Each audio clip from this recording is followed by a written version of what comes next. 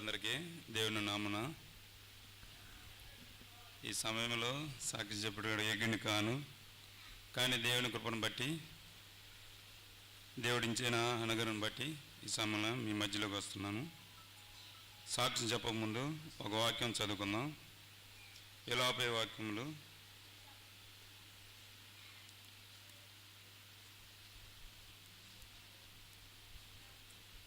మొదటి అధ్యాయం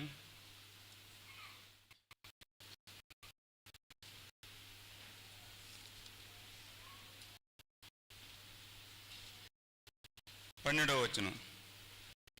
వాక్యములు మొదటి అధ్యాయం 12వ వచనం.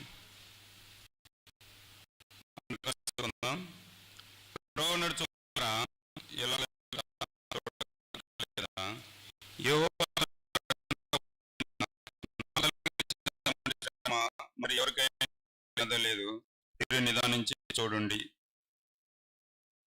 మొదటి లైను,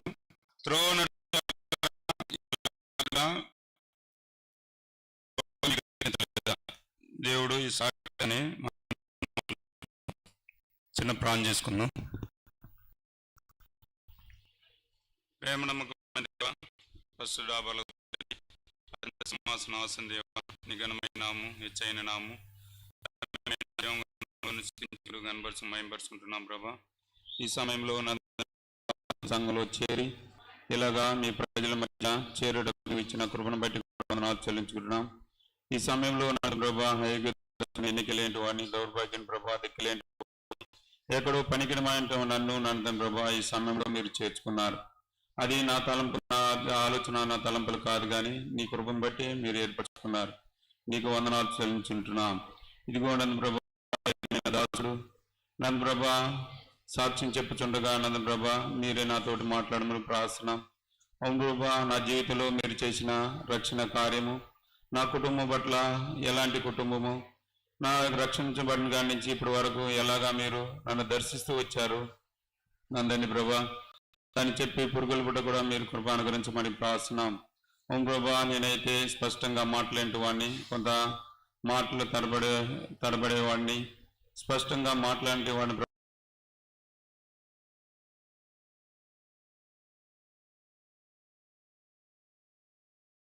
పరిశుద్ధుడు, నేనైతే పాపాత్ముడి, మీరైతే గొప్ప చేసే దేవుడు, మేమైతే నాశనకరంగా గొంతులోకి వెళ్ళిన వారము ప్రభా. ఆయనను నీ ప్రియకుమారుడు రక్తం ద్వారా మమ్మల్ని పరిశుద్ధపరిచి నీ రక్తం ద్వారా మమ్మల్ని అభిషేకించి నా ప్రభా రక్షించుకున్న విధానం బట్టి కూడా వందనాలు చెల్లించుకుంటాం. ఆ కృపా స్వరంలో నీ సొత్తైన ప్రజలుగా నన్ను చేర్చుకున్న విధానం బట్టి కూడా వందనాలు చెల్లించు. ఆ సొత్తైన ప్రజలుగా నందని ప్రభా ఈ దినమున నీ మందిరంలో నీ బిడ్డల సందు నందని ప్రభా మధ్యలో చేరి సాక్షి చెప్పుటకు నాకు ఇచ్చిన అవకాశం బట్టి కూడా వందనాలు చెల్లించుకుంటూ ఈ చిన్ని బాణిని బాధలు వచ్చుకుంటూ యేసు పరిశునామమున తండ్రి.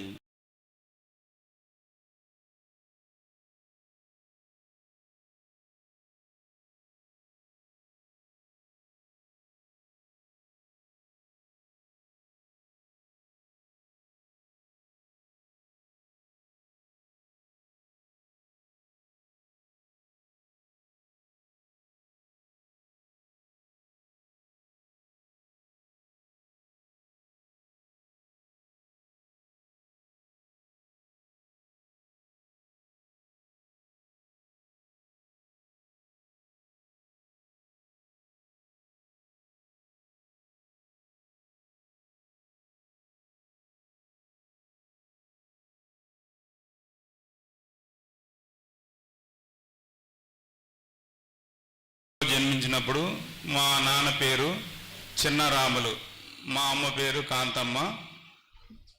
మా అమ్మకి మా నాన్నకి నలుగురు, ఇద్దరు కుమార్తెలు, ఇద్దరు కుమారులు.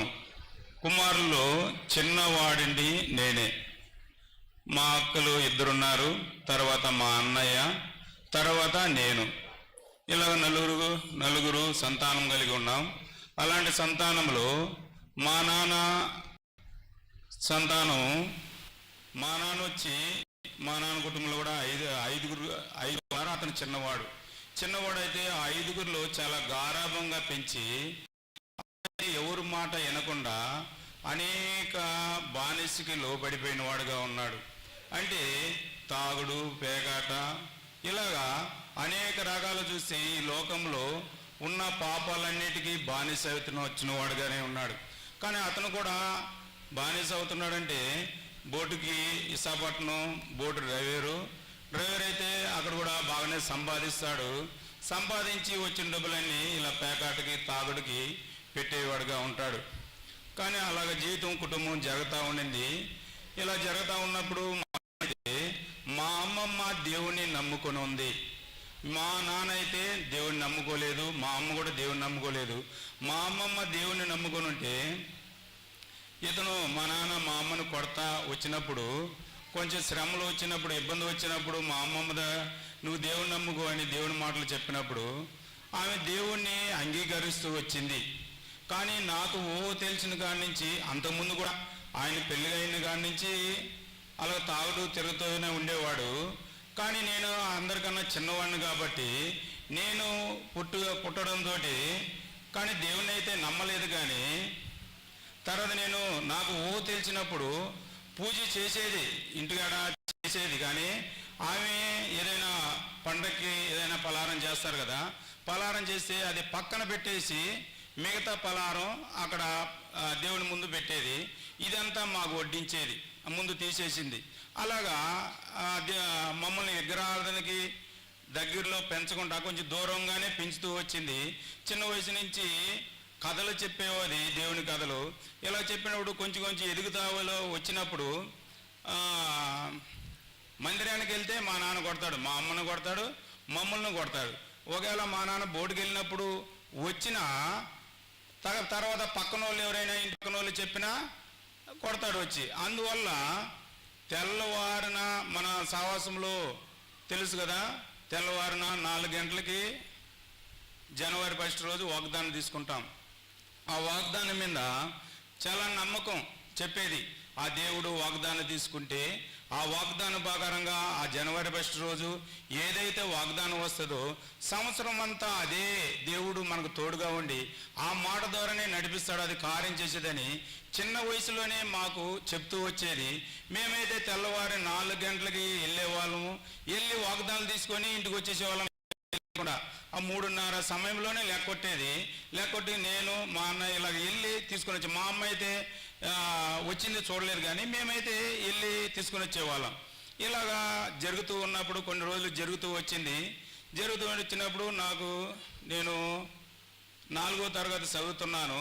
కావలి జాగో భాషలోని ఉంది. అక్కడి నుంచి సియోను ప్రార్థన మందిరం, మన సాహసమే సియోను ప్రార్థన మందిరం ఉంటే అక్కడ వెళ్ళి వాగ్దానం తీసుకుంటే ఆ వాగ్దానం అయితే బాగా గుర్తు ఉంది. యెషయా గ్రంథము 49వ అధ్యాయం 16వ వచనంలో నా అరచేతిలో నిన్ను చెక్కి ఉన్నానని వాగ్దానం ఇచ్చింది. అప్పుడు మా అమ్మకి ఇలా వచ్చినప్పుడు చెప్తే, దేవుడు నీ మీద సంకల్పం ఉన్నాడురా, నిన్ను దేవుడిని అరచేతిలోనే చెక్కున్నాడని అప్పుడు చెప్తుంది. అది ఒకటి గుర్తుంది. తర్వాత ఏది అయితే నాకు గుర్తు లేదు. ఆ వాగ్దానం 2000 ఇప్పుడు 4వ తరగతి చదువును 1995లో. తర్వాత మాకైతే స్వతంత్రంగా మందిరానికి వెళ్ళడానికి లేదు. హాస్టల్లో ఉండేటప్పుడు వెళ్ళి సండే స్కూల్కి వెళ్ళి ఇలా వాక్యాలు నేర్చుకునేవాడిని. దేవుడు అంటే నాకు గౌరవంగా ఉండేది. తర్వాత 7వ క్లాస్కి మధ్య భాగంలో 3 నెలల పరీక్ష రాస్తూ ఆగిపోతూ వచ్చి బోటుకి వెళ్ళిపోతూ వచ్చా. నా చదువు విషయం అయితే చెప్పవసరం లేదు. అది 6వ తరగతి చదివాను, 7వ తరగతుల మధ్యలోనే ఆగిపోతూ వచ్చా. 1వ తరగతి ఒకసారి, 2వ తరగతి 2 సార్లు, 3వ తరగతి 3 సార్లు ఇలాగా చదువు ఆరంభించా. అంటే చదువు అంటే నాకు ఇంట్రెస్ట్ ఉండేది కాదు, కానీ అలాగ చదువుతూ 6వ 7వ తరగతిలో వదిలేసి వెళ్ళిపోతూ వచ్చా. తర్వాత మా నాన్న వృత్తి ఏంటంటే బోటుకి వెళ్ళేవాడు, ఆయన కూడా డ్రైవరే. తర్వాత నేనేంటంటే బోటుకి వెళ్ళి వంట కుక్కర్గా పనిచేస్తూ వచ్చాను. వంట కుక్కర్ తర్వాత క్లాసు 5 సంవత్సరాలు విశాఖపట్నంలో చేస్తూ వచ్చాను.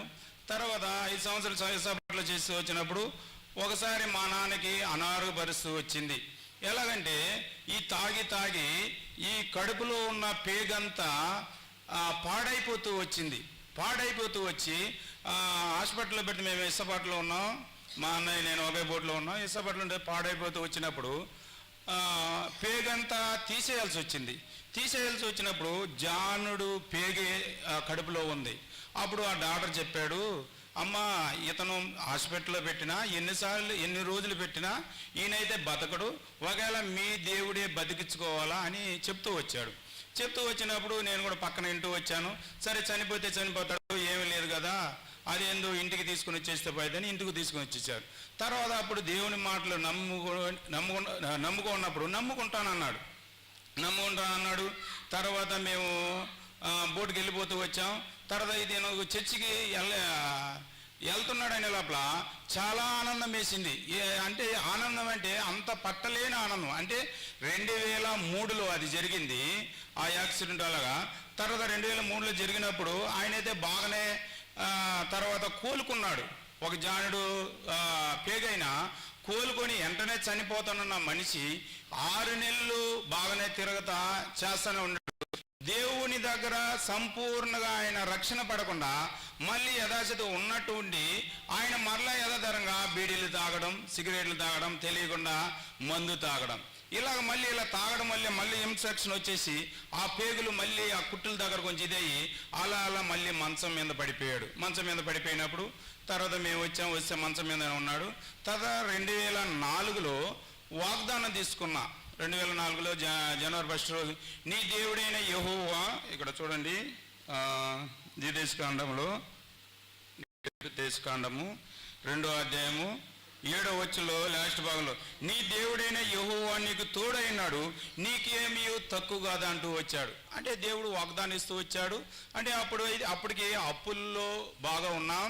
అప్పుల్లో ఉంటే తర్వాత మా నాన్న నీ దేవుడైన యెహోవా నీకు తోడై ఉన్నాడు, నీకేం తక్కువ కాదని నాకు వాగ్దానం ఇస్తూ వచ్చాడు.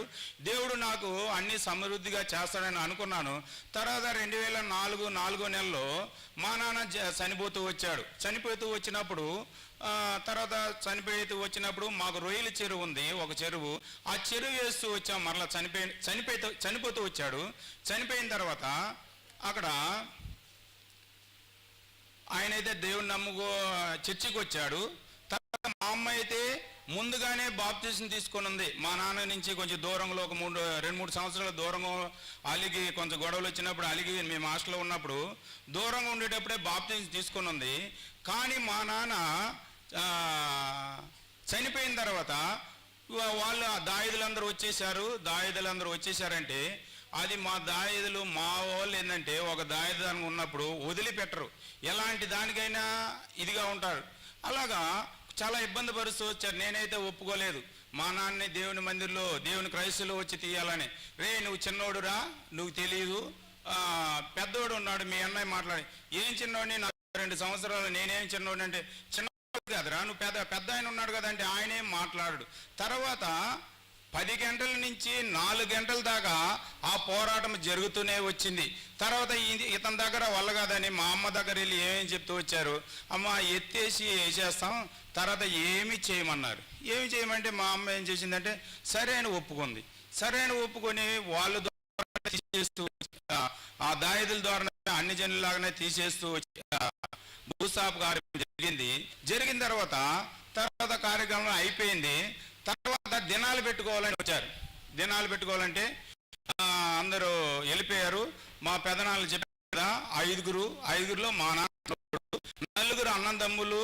తర్వాత 4లో ఒక ఆయన లేడు, 2 లేరు, 2 అన్నదమ్ములు, 4 కుమారులు. అంటే 4 పెదనాన్న కొడుకులు కూడా వచ్చేసారు.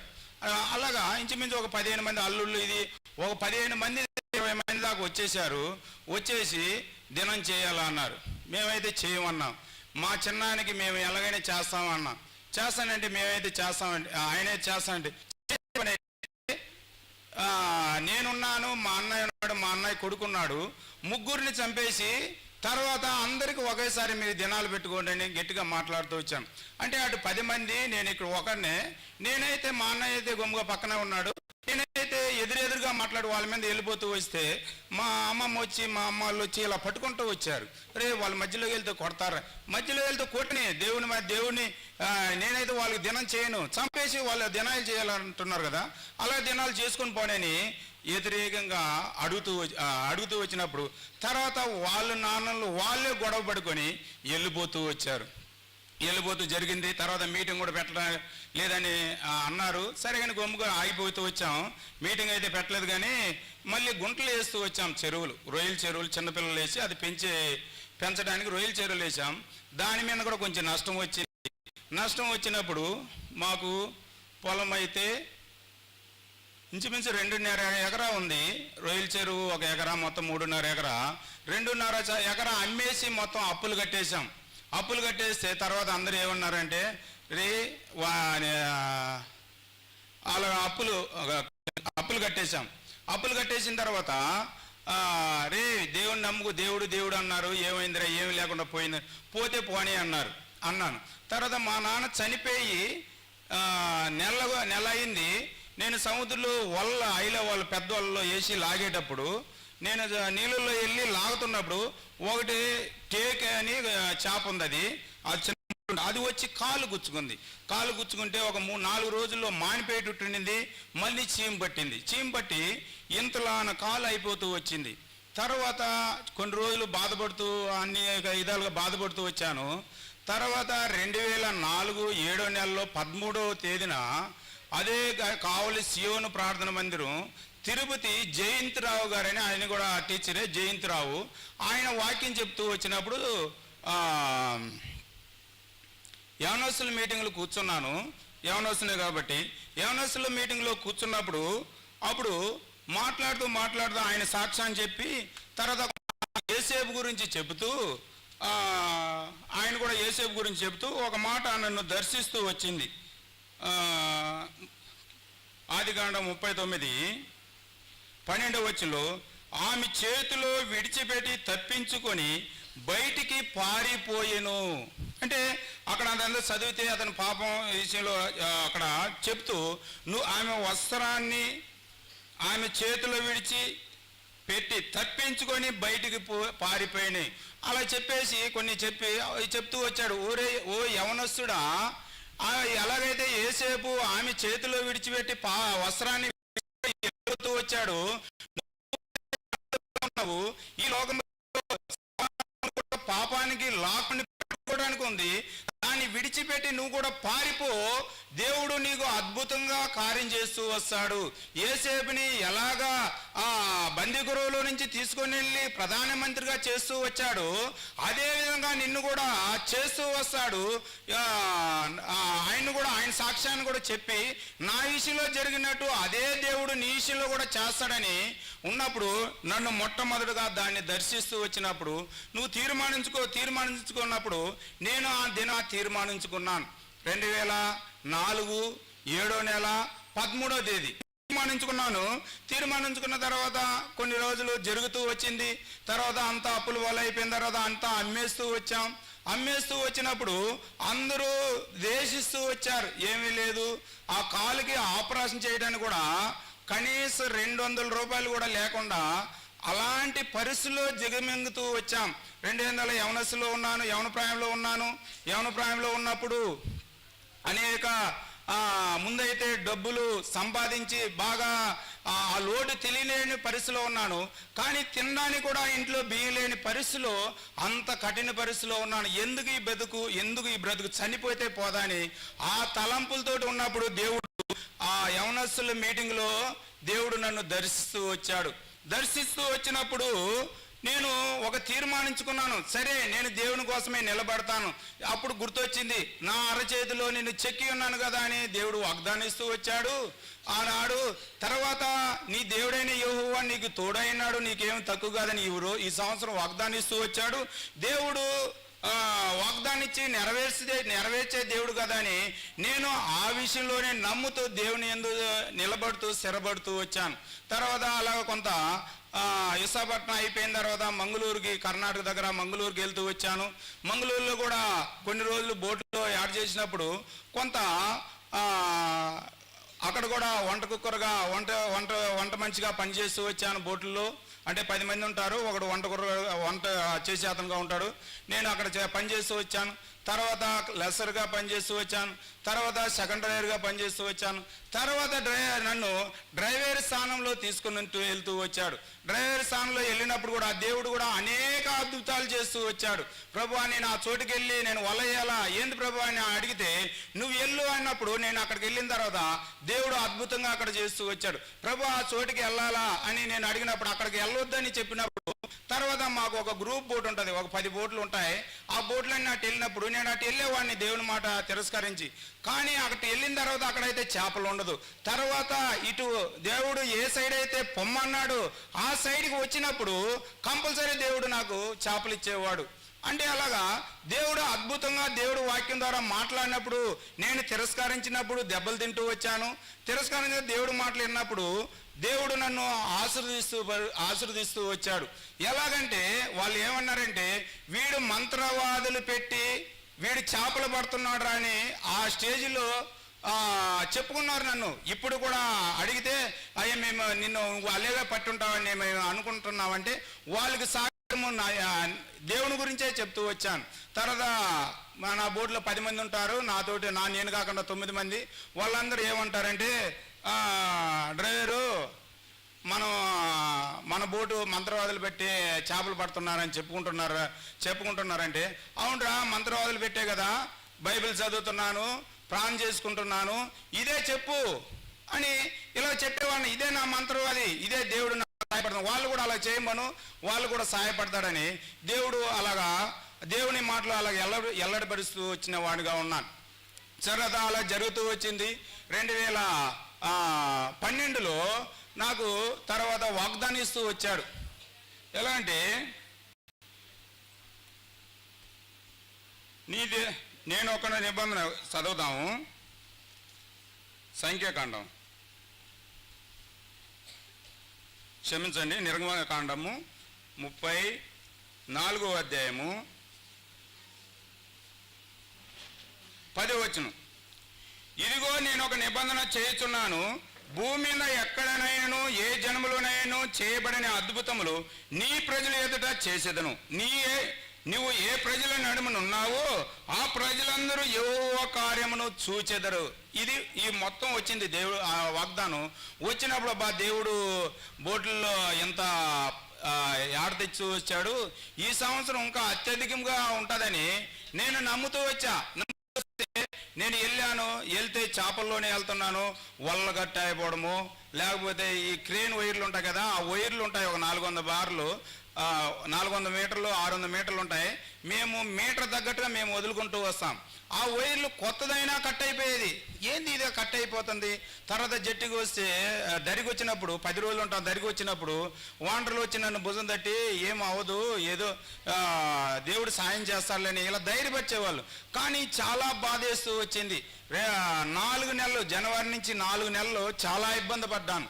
ఇబ్బంది పడితే తర్వాత దేవుడిని అడుగుతూ, ప్రభువా ఇది నీ చిత్తంలా కాదులాగుంది, నేను బోర్డు దగ్గర ఉండను, బోర్డు దగ్గర ఉండకుండా నేను ఇంటి దగ్గర వెళ్ళి నా రొయ్యల చెరువు ఉంది కదా, నేను రొయ్యల చెరువు వేసుకుంటాను.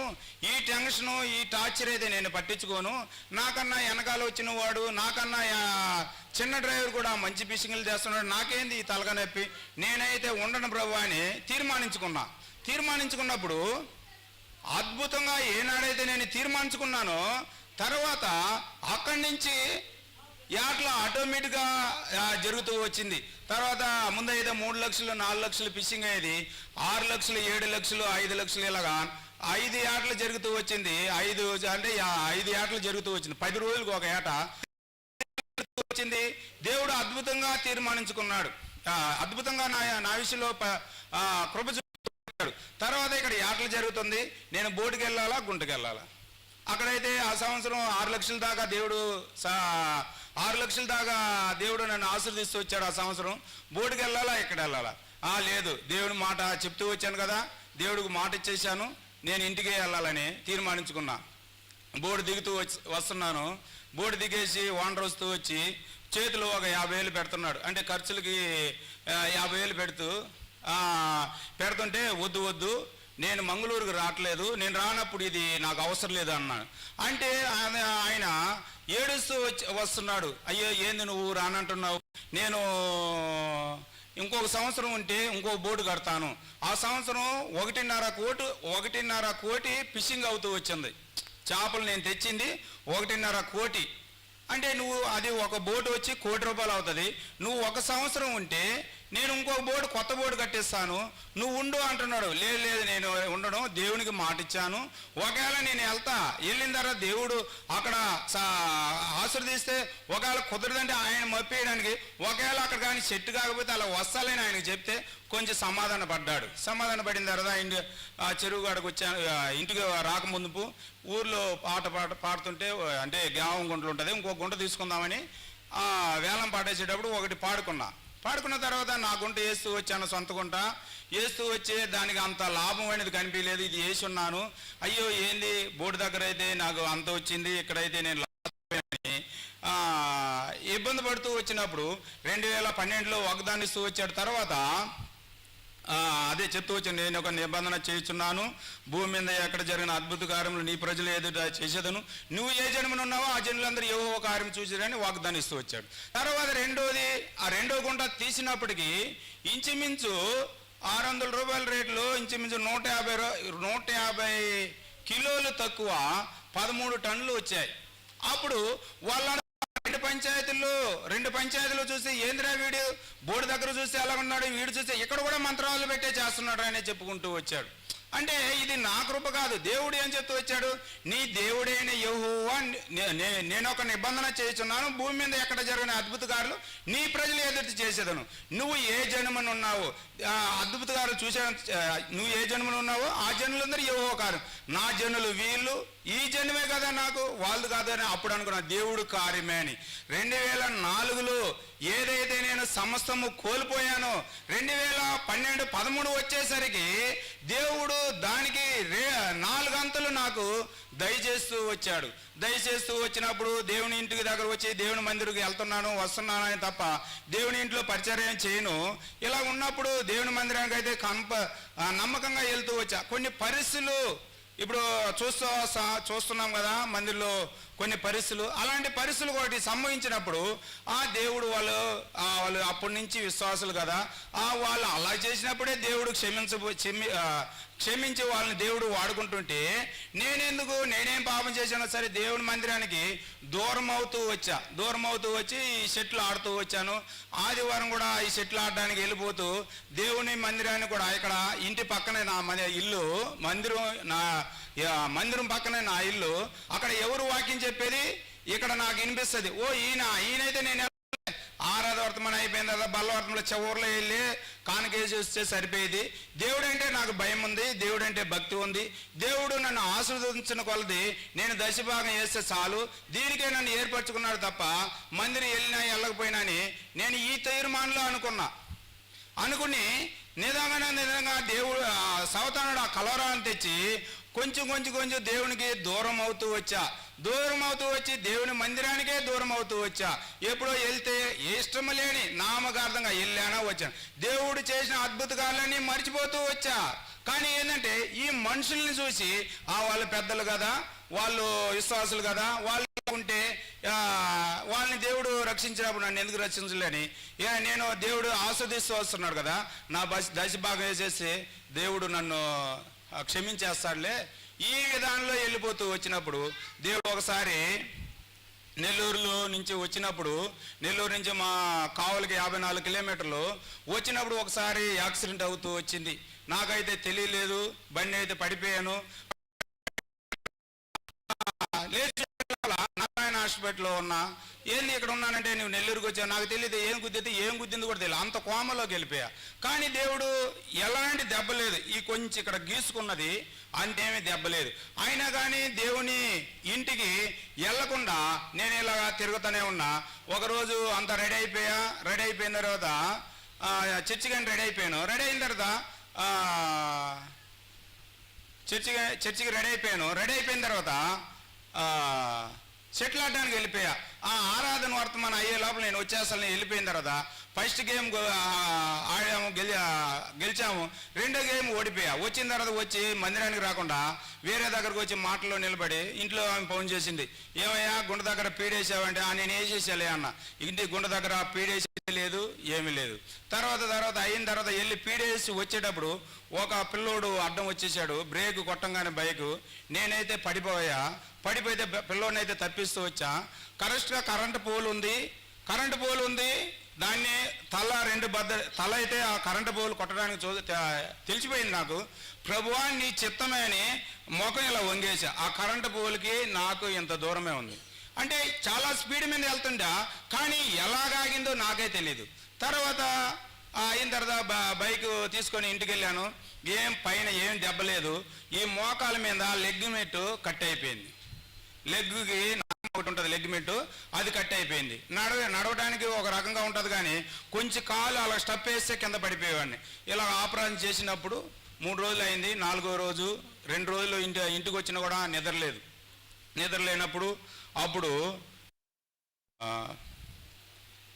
నిద్రలేనప్పుడు ప్రాణం చేసుకుంటూ అప్పుడు తిమోతి అంకుల్ వాక్యం ఇంటూ వచ్చినప్పుడు అప్పుడు ఒక నైట్ నిద్రలో స్వప్నం ద్వారా తిమోతి అంకుల్ లాగా వచ్చి, యేసుపాతు నాకు ఇష్టడు అని కాలుని అలా తడుముతూ వచ్చాడు. ఏంది ఇష్టడు రాసిన తడుమని? తర్వాత చూసి ఎవరు లేరు.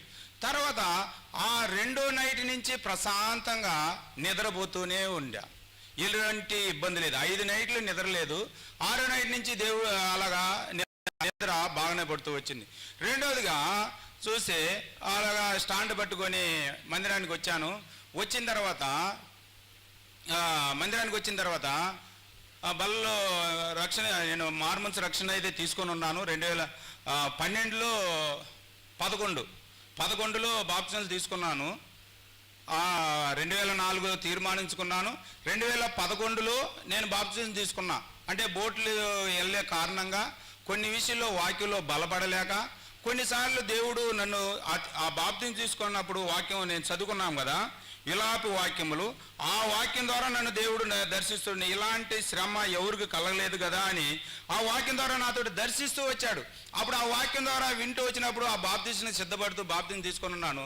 అలాగే కాలు దెబ్బ తగిలినప్పుడు ఆ బల్లలో పాలు పొందడానికి కళ్ళు మూసుకున్నాను. ఒక మనిషిలాగా వచ్చి, ఏమైంది కాలు అంటే, నేను పడిపోయి ఉన్నాను కదా, ఇలాగా ఆపరేషన్ చేసిందని. కాలు బాగానే ఉంది కదా, ఇలా ఒక చిన్న ఎర్రగా ఇలా ట్యాబ్లెట్ ఉంది, అది వేసుకో సరిపోయిద్దని ఇలా దర్శనం ద్వారా ఇదేంది ఇలా వచ్చిందని మళ్ళీ తర్వాత చూస్తే, తర్వాత ఒంగోలులో అప్పుడు జాన్ సుబ్బారెడ్డి అనుసంధలో ఉండాం. కాంగ్రెస్ మీటింగ్ జరుగుతూ వచ్చింది. నాది ఒక బొలోరా వెహికల్ ఉంది. బొలోరా తోలుతా, ఒక రకంగా నడుస్తూ వస్తున్నాను, బొలోరా తోలేవాడిని. వచ్చిన తర్వాత చెప్తూ అంత అయిన తర్వాత చెప్తూ వచ్చి, నువ్వు తీర్మానించుకో, సేవకులకి తీర్మానించుకో అని చెప్తూ వస్తున్నారు. సేవకులు తీర్మానించుకో, ఒకవేళ పడిపోయిన వాడు కూడా నువ్వు కూడా తీర్మానించుకో అని చెప్తూ వస్తున్నాడు. లాస్ట్లో వాక్యం అంతా చెప్పేసిన తర్వాత చెప్తూ వచ్చాను, నీ దగ్గర నువ్వు డబ్బులు ఉన్నాయో అనుకుంటున్నావేమో, నువ్వు దశభాగం వేసే చాలనుకుంటున్నావేమో, దశభాగం వేసి దేవుని పాపాలన్నీ నిన్ను క్షమించేస్తాడు అనుకుంటున్నావేమో, నీ డబ్బు నీకన్నా దేవుడే ధనవంతుడు, దేవుడు అన్నిటికన్నా ధన చెప్తూ వచ్చినప్పుడు దేవుడు నీ డబ్బులను కాదు ఆశిస్తుండేది, నువ్వు కావాలని ఆ వాక్యం నాతోటే మాట్లాడుతున్నట్టు. అరే నేను ఇదే కదా నేను అనుకున్నాను, వాక్యం డబ్బులే వేస్తే సరిపోయేది, నేను కాదు కదా, నేను దేవుని ఇంట్లో పరిచయం చేయడానికి నేను వాడుపాడలే, నేను కాను అని నేను అనుకున్నాను కదా, ఇదేంది దేవుడు నన్ను నాతోటే మాట్లాడుతాను. అప్పుడు తీర్మానం, ప్రభువా నేను పాపం చేసి తప్పే, నేను డబ్బులు వేస్తే చాలు అనుకున్నాను, ఏదైనా నువ్వు ఇచ్చిందే కదా అని అనుకున్నా. తర్వాత కొన్ని విషయంలో ఇలా దూరం అయినప్పుడు దేవుడు అలా దర్శిస్తూ వచ్చాడు. దర్శించేటప్పటికి నేను ఇంచుమించు లోకములో బయటికి దేవుని మందిరం విడిచిపెట్టి వెళ్ళిపోయిన తర్వాత ఒక 75 లక్షలకి అప్పుకి వెళ్ళిపోయి ఉన్నా. మరలా వేరే దగ్గర పొలం కొని ఉన్నాను, కొని ఉండి అక్కడ దేవుడిచ్చిన దాన్ని కొని ఉన్నాను. మళ్ళీ ఈ గుంటలో లాస్ వస్తూ ఇదంతా 75 లక్షలకి నేను అప్పుగా వెళ్ళిపోయిన వాడిగా ఉన్నాను. తర్వాత 75 లక్షలు అప్పు ఉంది. ఇక్కడ చూస్తే కాలు ఆపరేషను, ఇక్కడ చూస్తే దేవుడు ఇలా దర్శిస్తూ వచ్చాడు. దర్శించు, ప్రభువా ఇంకా నాది పొరపాటే, నిన్ను విడిచిపెట్టి నేను ఇలాగ అయిపోయా, నాది కాదు, ఇక్కడి నుంచి నీ వారకూడికలకి ఒక దాన్ని కూడా నేను తప్పను ప్రభా, నీ ఇంటికే వస్తానని తీర్మానించుకున్నా. అక్కడ దేవుడు ఆ కాంగ్రెస్ మీటింగ్లో మాట్లాడినప్పుడు ఇంటికి వచ్చినప్పుడు తర్వాత అదే వారకూడికలకి వెళ్తున్నాను వస్తున్నాను. తర్వాత ఒక దగ్గర 10 ఎకరాలు కొన్నప్పుడు అది కొని అమ్మేశాను. అమ్మేసిన తర్వాత ఒక 15 లక్షలకు వచ్చాను. 15 లక్షలకు వచ్చిన తర్వాత మరలా దేవుని ఇంటికి వస్తా ఉంటే మళ్ళీ అప్పు అవుతూ వచ్చా, 35 లక్షలు వచ్చా. 35 లక్షలు వెళ్ళిపోయిన తర్వాత ప్రభా ఇదేంది, నీ సన్నిధిలోనే కదా ఉంటున్నాను, నీ కొరకే కదా జీవిస్తున్నా, మళ్ళీ అప్పు అవుతున్నానని మళ్ళీ ప్రభువా నేను పాపినే అని తర్వాత ఆ ఉపవాసం ఉందామని నేను నా భార్య ఉపవాసం ఉంటూ వచ్చాను. ఉపవాసం ఉన్న తర్వాత ఉపవాసంలో ఉండేటప్పుడు దేవుడు 34 రోజులు నేను ఉంటూ వచ్చాను. అంటే 34 రోజులు అంటే ఒక పూట తినేవాడిని. రోజంతా నైట్ 6 గంటల తర్వాత పని అంతా చేసుకొని 6 గంటల తర్వాత తినేవాళ్ళం, మళ్ళీ 6 గంటలకే తినేవాళ్ళం. అలా ఒక పూట తిని అలా ఉపవాసం ఉండేవాడిని. ఇలా మా భార్య అయితే 40 రోజులు ఉంటూ వచ్చింది. అలా ఉన్నప్పుడే సంఘంలో ఉపవాసంలో ఉన్నప్పుడే సంఘంలో నాకు బాధ్యత అనేది అప్పగిస్తూ వచ్చారు. పరిచర్లో వాడబడుతూ చేస్తూ వచ్చారు. ప్రతి ఒక్క వారు కూడా కనుక ఏనాడైతే వచ్చానో ఆ దినం నా పరిచర్లో వాడబడుతూ వచ్చాను. తర్వాత ఒక బాధ్యతల సౌరుడుగా నాకు బాధ్యత అప్పగిస్తూ వచ్చారు. దాని యందు నమ్మకించున్నాను. నేను ఒకటే తీర్మానం, ప్రభువా ఈ 35 లక్షలు కాదు, ఇదిగో నువ్వు ఇచ్చింది పలానా దగ్గర ఉంది, కావాలి ఒక ప్లాటు, అది అమ్మేసి అప్పుగా తీర్చి నీ పరిచర్య చేసేటప్పుడు నేను అప్పు ఉండకూడదు, నీ బిడ్డగా ఉండేటప్పుడు అప్పు ఉండకూడదని ఈ తీర్మానం మీదనే ఆ ఉపవాసంలో ఉండేవాడు ప్రాణం చేస్తూ వచ్చా. ఆ పొలానికి ఎవరైనా బేరం తెచ్చి ఎవరైనా రేటు వచ్చిన తర్వాత అది అమ్మేస్తానంటే అది రేటు రాలా, దాన్ని అమ్మలేదు. కానీ అద్భుతంగా దేవుడు ఏనాడైతే ఉపవాసం ఉంటూ వచ్చానో ఆ సంవత్సరానికి కాకుండా 1.5 సంవత్సరం కరెక్ట్గా ఆ 35 లక్షలు దేవుడు తీర్చేస్తూ వచ్చాడు. అంటే దేవుడు మీద విశ్వాసం ఉంచుతూ వచ్చాను, దేవుని మీద నమ్మకం ఉంచుతూ వచ్చాను, దేవుడు మాట్లాడుతూ వచ్చాడు. దేవుడు నాకు అలాగా అనేక సార్లు నన్ను అభివృద్ధి పరుస్తూ వచ్చాడు. ఇలాగ కొన్ని దేవుని దగ్గర నిలబడుతూ వచ్చాము. ఈనాటి వరకు అలా నిలబడుతూ వచ్చాను. నిలబడిన దేవుడు అద్భుత కార్యాలు చేస్తూ వచ్చాడు. తర్వాత దేవుని మందిలో అలా కొనసాగినప్పుడు తర్వాత 35 లక్షలు పోయింది. దేవుడు ఒక ఇల్లును కూడా కడుతూ ఇల్లు కూడా ఒక 25 లక్షల దాకా అయింది. కొంత పని ఉంది, కానీ కొంత అది అయిపోయింది, లోపలంతా అయిపోయింది, బయట వరకు ఉంది. దేవుడు దాన్ని కూడా సమృద్ధిగా చేసి ఈ దినమున దేవుని ఇంట్లో అప్పు లేకుండా దేవుని పరిచర్య చేస్తూ వస్తున్నాను. అంటే అప్పు లేకుండా చేస్తున్నానంటే నా వ్యాపారం ఎంతమో కొంత తీసుకుని వస్తాను, ఆ వ్యాపారం ఉంటూ వస్తుంది. ఇలాగా దేవుని మందిరంలో ఈనాటి వరకు మీ ముందు ఉండాలంటే అది కృప వల్లనే అవుతూ వచ్చింది. ఈ దినమున ఇక్కడ రావాలన్న కూడా అన్న ఫోన్ చేస్తూ వచ్చాడు. ముందు అన్న వస్తామని మాట ఇచ్చేశాను. తర్వాత మా సేవకుడికి ఫోన్ చేసి మాట్లాడితే ఇప్పుడు వద్దులే చేయరాం, చూద్దాంలే, ప్రాణం చేయి అన్నాడు. తర్వాత నేను వెళ్ళనులే అనేసి నేను కూడా వెళ్ళను అని డిసైడ్ అయిపోయిన తర్వాత అన్న నుండి తర్వాత వచ్చిన తర్వాత అన్న మీరు రావాలంటే అన్న కొంచెం ఇబ్బందిగానే అంటే, లేదా బ్రదర్ మీరు వస్తే శనివారం చూసుకొని నైట్కి వెళ్ళిపోదాం, ఆదివారం అక్కడ పరిచర్య జరగదాం, ఒకవేళ వీలు కాకపోతే సండే ఉందాం లేకపోతే లేదంటే ఆ శుక్రవారం నైటు వేరే ఊరికి వెళ్ళి వస్తుంటే జనరేటర్ డబ్బులు అన్నారు. అది రన్నింగ్ చేస్తే మళ్ళీ 12 కిలోమీటర్ వచ్చి బ్యాటరీ తీసుకొని వెళ్ళి ఇంకొక 3 జనరేటర్లు ఉంటాయి, ఇంకొక జనరేటర్కి పెడితే జనరేటర్ పెట్టాను. అది రన్నింగ్ చేసేసి వచ్చేసా, 2 జనరేటర్లు ఉన్నాయి కదా అని. తర్వాత రాత్రికి వచ్చే లోపల అన్న పాటలు స్టార్ట్ అయింది, అన్న జనరేటర్ స్టార్ట్ కాలేదన్నా అన్నాడు. మళ్ళీ ఎలాగా అని అన్న అంటే అన్న రేపు వెళ్దాం అంటే సేవకులకి మాటకి నేను వీలైనంత వరకు విధేయత చూపించేవాడిని. ఈ సేవకులు కాదు కానీ ఏ సేవకుడికైనా మాట చెప్పినప్పుడు విధేయత చూపించేవాడిని. దేవుడు వాక్యానికి విధేయత, సేవకులు సమస్తాన్ని విడిచిపెట్టి దేవుని పరిచర్యలో చేస్తాం, సేవకులకి విధేయత చూపిస్తూ ఈ దినమున ఇంచుమించు 3 గంటలకు మీటింగ్ అయిపోయిన తర్వాత కూడా చెప్పా, అన్న వెళ్ళిపోదామంటే అన్న వచ్చి బ్రదర్ మీరు నాకు ఒకటి షేర్ చేయాలా అన్నారు. ఏందన్నా అంటే లేదు మీరు చెప్తేనే అంటే నాకు వీలైనంత వరకు నేను చేస్తానా అన్న తర్వాత ఇలా సాక్ష్యం చెప్పాలన్నా అన్న అక్కడైతే అలాగుంది అంటే ఏమి దేవుడు సాయం చేస్తాడులే బ్రదర్ అంటే. ఇప్పుడు ఈ దినం ఇప్పుడు కూడా ఉండేటప్పుడు వేరే బ్యాటరీలు తీసుకుని వెళ్ళి ఏరా అంటే అన్న బ్యాటరీ బాగుంది, సెల్ఫ్ మోటార్ పోయింది అన్నాడు. సరే చేసేదేం లేదు, నేను 10 గంటలకల్లా వచ్చేస్తాను అని చెప్పేసి ఇలాగా మీ ముందుకు ఇలా సాక్ష్యానికి చెప్పడానికి దేవుడు నన్ను ఈ దినమున నిలబెడుతూ వచ్చాడు. ఈ దినమున ఇలాగ ఉన్నానంటే అది దేవుని కృపయే.